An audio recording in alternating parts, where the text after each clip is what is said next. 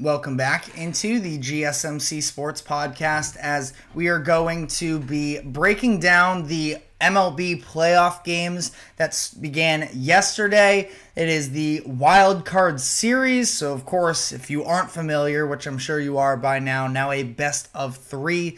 So a little bit interesting to see whether or not we have a little bit of history here up to this point in the past two seasons under this new format. I know that 2020, which was a really weird year, did have these rules as well, but nobody really counts 2020 anyways.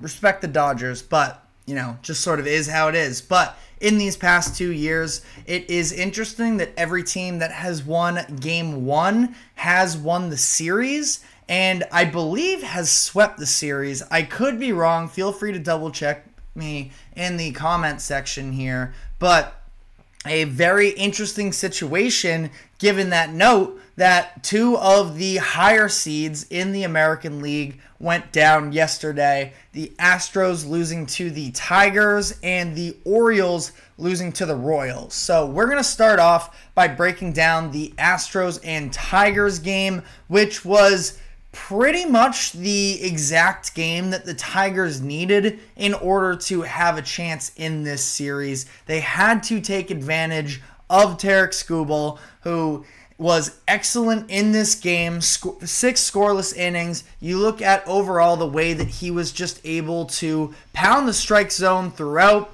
really didn't give the Astros a whole lot to hit on the day as a whole. And, I thought he was pretty clean. There was a little bit of trouble in the 4th inning for him where you have Yordan Alvarez who hits a leadoff single for them. Then he had a couple tough at-bats that he had to face against Alex Bregman and Yanier Diaz. Both 9 pitches there. Now, Skubal able to get Bregman to line out. Diaz, on the other hand, draws a walk, so still, a couple runners, first and second, but Skubal sort of got back into his game, back-to-back strikeouts on that changeup that has just been lethal for him, and got out of the jam. His pitch count, yes, was driven up a little bit in this inning, but then he responds with a flawless 5th inning where 5 pitches, 1, 2, 3, get him out of here, and ultimately, he does leave after the 6th. I haven't seen a ton of reporting on it. It sounds like there was a little bit of cramping going on in his lower body. I think it's being speculated that it is his legs, where in that 6th inning at one point, he was working the middle of an at-bat, and then he sort of pulled up and took him a second. The umpire came out. They had a little mound visit there, and ultimately he was able to respond, did allow a single. I believe that one was to Bregman as well, but then got out of the inning. No harm, no foul, and ultimately it was an excellent postseason debut for him, going to be the American League Cy Young winner, possibly the best pitcher in the entire MLB. And again, if the Tigers had any chance to win, it was going to be leaning on Skubal. That being said, the bullpen also did an excellent job for them. You look at what Will Vest has been able to do over the past few weeks out of the bullpen for the Tigers. He comes in, an inning and 2/3, recorded all 5 outs, struck out 4 of them. He's now riding 7 straight scoreless appearances. So he has been, sort of nails out of the bullpen, which is massive for the Tigers. Now, leaned on him for maybe a little bit more extended time. I'll double check his pitch count right now, where he threw 24. So, going to be interesting to see whether or not he does end up taking the mound today. The Tigers are going with a bullpen day, so interesting there. I mentioned that the pitching for Detroit was excellent the entire game.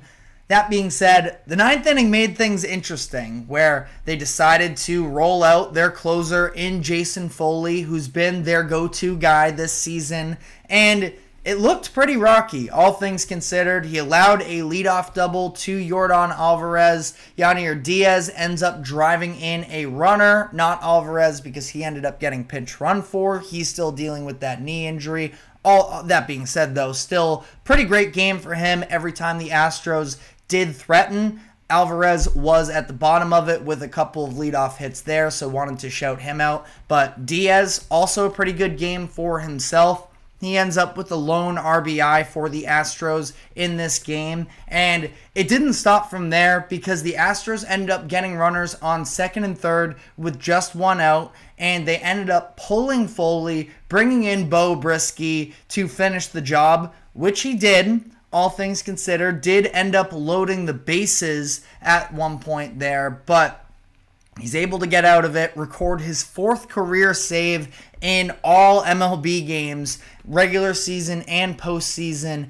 And, a great moment for him. That being said, when you look at that final Jason Hayward at bat, I mean, he absolutely roped that thing that looked like it was going to be an easy walk-off. Luckily, Spencer Torkelson's there at first base. He makes the play, and the Tigers get out of it alive. It would have been an extremely disheartening loss for the Tigers if they weren't able to pull that one out. But they do, and all things considered, like we just mentioned, with the history of what the recent wild card series have showed us, they have a massive upper hand now, despite the fact that there are still some massive unknowns in terms of what that pitching staff is going to look like moving forward here, where the game is, moments away from starting. Game 2 is. It looks like it is going to be a bullpen game. Tyler Holton starting the game. He did make an appearance yesterday, but very briefly, just for that final out after they pulled Vest. So, great win for them then. That being said, the 9th inning does scare me a little bit. The fact that the Astros were able to build up some momentum there, there's definitely a confidence there. There was a clip of, I think it was Altuve and Yordan smiling at each other after that game finished, that it feels like, especially with all the experience they have, they are pretty confident that they're going to be able to respond in this game today. So going to be very interesting to monitor there.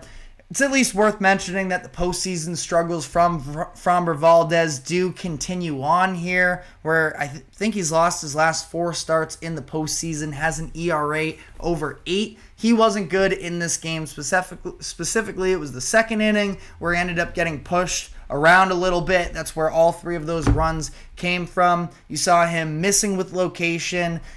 He sort of continued to back himself up into corners. Now, credit the Tigers for having some great plate appearances then and sort of drawing walks and longer at-bats, but ultimately just not good enough for Valdez, who really hasn't answered any questions as to whether or not he can be a playoff ace for the Astros. Now, that's game 1. Again, you can check that game out after we finish up here. Other game in the American League, Orioles versus Royals, and this was the pitcher's duel we expected. Cole Ragans versus Corbin Burns. Some of the other candidates behind Tarek Skubal. Skubal ends up winning the Triple Crown in the American League, but Ragans and Burns were definitely in that conversation all year long. Ragans was excellent in his postseason debut, a 6 scoreless inning outing with 8 strikeouts, just 4 hits allowed, and 0 walks. He was, like I mentioned, he was great there. Corbin Burns might have actually been better in the loss, and that is what he finishes with. He is responsible for the sole run that was scored as the Orioles do lose 1-0, but Burns was incredible throughout the game as well. 8 innings pitched, 5 hits, 1 walk, 3 strikeouts, but that run in the 6th is ultimately what did them in. You look at what Kansas City can do both with that starting rotation and the bullpen. They are an incredible pitching staff, and that's what we talked about yesterday when we were previewing this series, is just the fact that I think that the Royals are so much better equipped from a pitching perspective. Now, huge for the Orioles that they were able to get 8 out of Burns, and that, they didn't have to lean into their bullpen too much, because I do feel like they are weaker from a starting rotation standpoint. But you'll take what you can get out of it. And the Orioles are still a very talented team, of course, but the Orioles didn't do enough offensively, and that is a little bit of a concern because you're talking about last year where they ended up getting swept in the ALDS. This year, off to a bad start where they had opportunities. They were 1 for 7 with runners in scoring position in this game, left 7 runners on base, and when you look at Kansas City, it was just about getting a single with a guy in running with getting a single when your guy is in scoring position. And that's just something that the Orioles weren't able to capitalize on throughout this game despite having multiple chances. And it's the team as a whole. I do think that, that was a game that James McCann can't hold your head too much because this is a situation where you're now going into a do or die game today.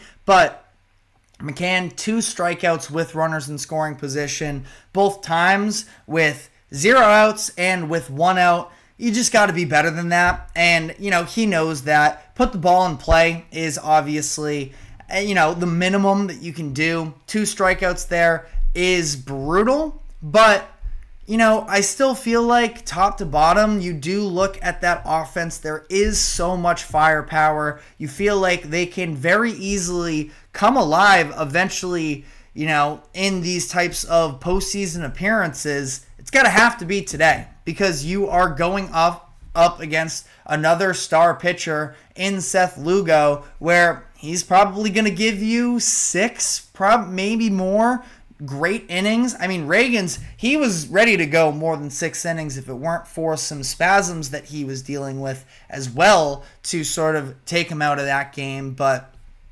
he specifically mentioned that he's trying to pitch later into October. Totally fair there. And they were able to sort of get the production they needed out of the rest of their bullpen.